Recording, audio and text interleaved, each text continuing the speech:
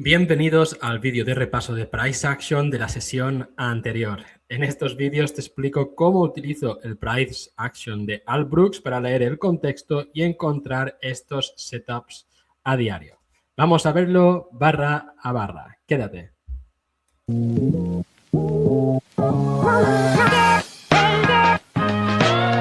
En pantalla tenemos el gráfico del DAX al final del día de ayer, 29 de junio de 2026.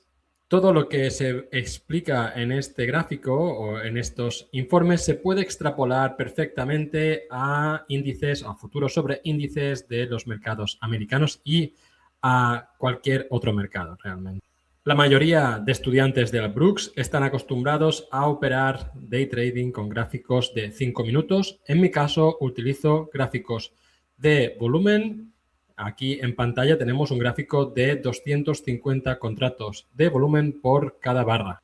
En apertura tuvimos un gap de tamaño mediano, es decir, la distancia con respecto al cierre del día anterior fue de un tamaño mediano, es decir, un 35% que digamos. Eso significa que tenemos más alta probabilidad de tener un día de tendencia. El problema es que la primera barra del día no fue en la misma dirección que el gap. El gap, como dijimos, fue alcista y la primera barra bajista.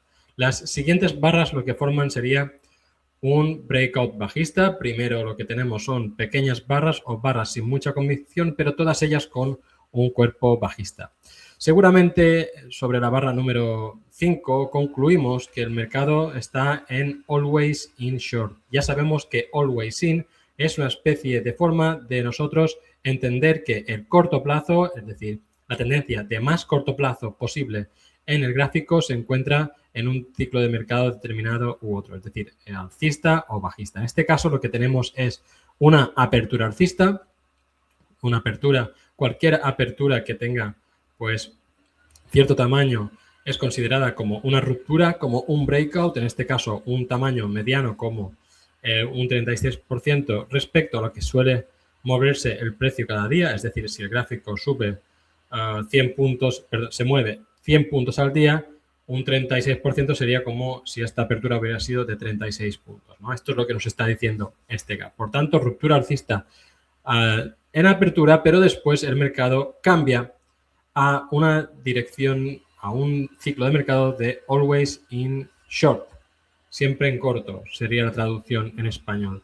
Cuando tenemos este tipo de cambios no son fáciles y normalmente lo que esperamos tras un tipo de cambio de este tipo es otra pata en la dirección al cambio, ¿vale? Los mercados tienen resistencia a cambiar, con lo que cuando hay un cambio y el contexto, por supuesto, es favorable, pues deberíamos ver otra pata en la dirección a ese cambio con alta probabilidad. Estamos hablando de más de un 70% de probabilidad. Además, que el mercado se haya convertido en un always in short tan pronto y los alcistas todavía no hayan aparecido, nos está indicando de que seguramente tendremos un cierre del gap del día anterior. Eso ocurre con un 70% de probabilidades, un 70% de las veces cuando tenemos un rechazo en las primeras barras del día del gap. Pero es complicado vender este primer breakout, esta primera ruptura bajista, por el simple hecho de que sabemos que hay un 80% de probabilidades de tener al menos un giro contra la primera tendencia del día. Es decir, durante la formación de este always in flip short, durante la formación de este breakout bajista, sabemos que habrá con un 80% de probabilidades algún tipo de retroceso.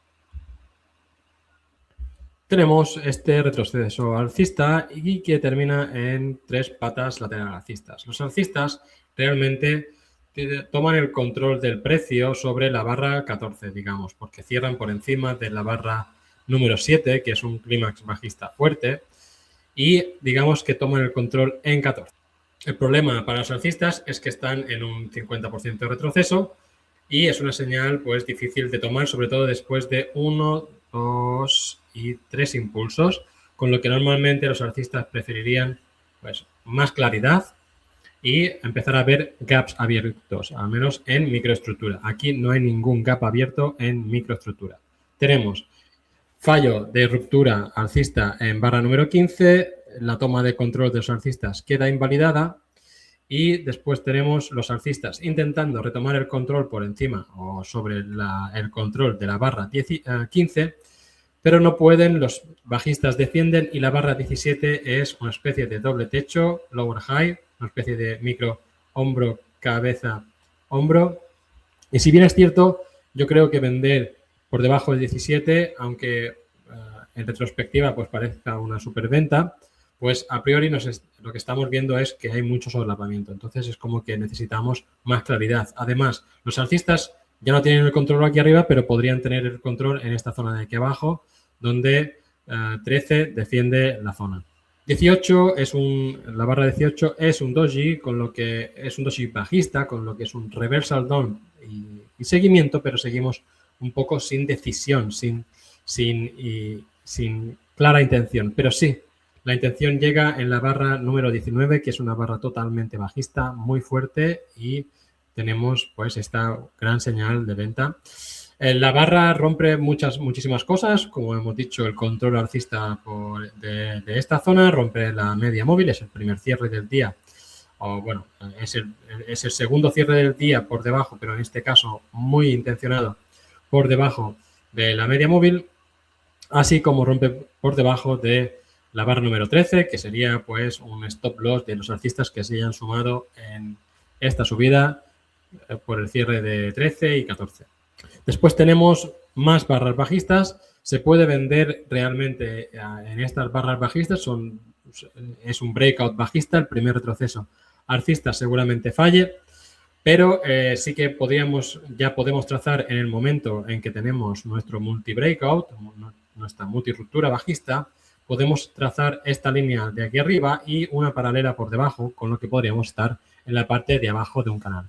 Si se vende por aquí, no creo que sea ningún delito hasta que se alcance el cierre de este gap, que sí que creo que puede ser un punto donde tengamos algún tipo de retroceso, y creo que simplemente los que vendan por debajo de la barra 20 o los que vendan el cierre de la 21, pues tienen que estar dispuestos a entrar con más posición si hay un pullback, por ejemplo, del 50% o un pullback por encima de la barra 21, que es una vela, como vemos aquí, con un circulito outside bar, significa una vela que cubre desde el máximo hasta el mínimo de la vela anterior, es decir, que la cubre entera, por encima y por debajo. Y como estamos en dirección bajista, vender por encima de esta barra también es un tipo de setup que se practica. Comprar aquí me parece una mala decisión. El gap alcista, el gap alcista sigue sin cerrarse, con lo que es un imán potente en el precio y deberíamos seguir viendo pues tendencia a girar, y además sabemos que los bajistas con razón van a vender toda esta zona. Hay múltiples motivos para creer que va a haber bajistas en este retroceso. Tenemos la barra 26, una inside bar, pero desde luego el breakout alcista pues tiene mal seguimiento, es decir, entre el máximo de 24 y el mínimo de 26 podría haber un gap, una especie de micro hueco, pero como 26 es una barra bajista, se convierte en un breakout, en un breakout pues con ciertamente un tanto débil. Aún así, pues no es la entrada más clara entrar en este reversal down y follow through en la barra 27. Ya sabemos que follow through es seguimiento. Y podríamos, pues, bien perfectamente no tomar esta opción. Yo creo que la forma más fácil de atacar el test al cierre del gap, que es una cosa con la que ya venimos esperando desde el inicio de la sesión, pues son estas tres oportunidades. Venta cierre de 18, venta por encima de 21 y venta en el 50% de retroceso. Cerramos el gap en la vela número 33, en la barra 33, el gap con el cierre del día anterior finalmente se cierra. Y tenemos pues una especie de cuña bajista, un wedge bottom, 1, pullback 2, pullback 3. Así que no es de extrañar que los alcistas pues puedan comprar el cierre de 34, que es una barra alcista fuerte, climática, rompe por encima de la barra número 33. Así que posible compra por encima o en el cierre de 34. Después tenemos 35, que es un buen follow through, es decir, buen seguimiento. La barra de giro ha sido seguida por un buen seguimiento y podríamos tener pues un test hasta la zona de máximos del canal, es decir, hasta máximos de la barra número 15. El problema para comprar el buen follow-through es que todavía seguimos pues, pensando que podríamos estar en un canal bajista ancho, con lo que por aquí arriba ya podría haber vendedores. Además, estamos viendo un posible doble techo con la barra 25, con el máximo de 25 y el follow-through. Así que lo mejor que podemos hacer sí que es esperar una segunda pata lateral alcista, pero estamos buscando scalps y creo que comprar por debajo, con una orden limitada por debajo de 35, aunque es una entrada pues un tanto más difícil de ver, al haber tanto solapamiento, es una entrada un poquito más experta, pero creo que en retrospectiva pues hubiera sido una buena señal que tomar y una buena señal, y aquí se marca por el simple hecho de era. Después tenemos el test a la parte de arriba del canal, tenemos un doble techo y una vela upside down que además es una vela clímax, es decir, una vela con un tamaño considerable relativo a lo que esperamos del día, y creo que es una buena venta por debajo de 41, es decir, o el cierre de 41. La barra 42 realmente también es una buena vela de venta porque es una vela señal alcista pues muy débil, con lo que lo mejor, es decir, no creemos que una señal alcista tan débil sea capaz de girar el precio, con lo que también se convierte en una señal bajista, como demuestra la barra 43, que se vende desde la apertura. Finalmente, la 43, ya estamos otra vez con el mismo problema de anterior y además, y todavía más, pues tenemos el problema de que ya hemos conseguido el objetivo principal bajista, que era el cierre del gap. Tenemos una, dos, tres patas bajistas y ya es muy difícil vender por aquí abajo. Tenemos a los alcistas intentando retomar el control en 46, buen breakout alcista, buen reversal alcista, y barra 47 es otra barra alcista muy fuerte, y creo que aquí pues estaría bien tomar esta entrada alcista. El mercado después nos crea una vela débil, es decir, un doji bajista en 48, y el gap entre el máximo de 46 y el mínimo de 48, este micro gap aquí que haya abierto, que normalmente sería un soporte, se convierte en un soporte débil simplemente porque la tercera barra del patrón de 3 barras tiene un cuerpo bajista. Todavía sí podríamos pensar que aquí, si no salimos por debajo de 48, pues sí que deberíamos salir de la operación por debajo o tras el cierre de 49.